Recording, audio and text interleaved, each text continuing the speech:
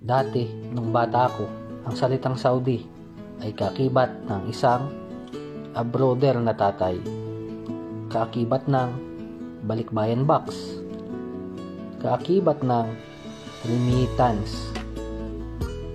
Kaakibat ng nagpatayo ng bahay.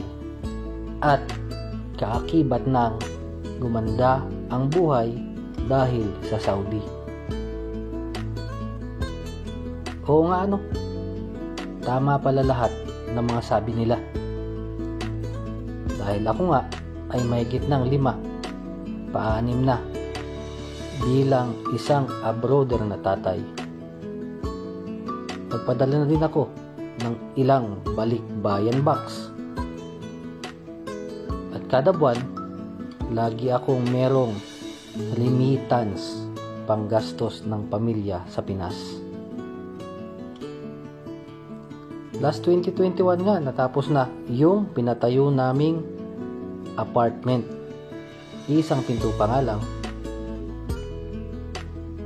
At alam kong mahaba pa ang aking lalakbayin. Pero alam ko sa sarili ko na gumanda ang aming buhay dahil sa salitang Saudi.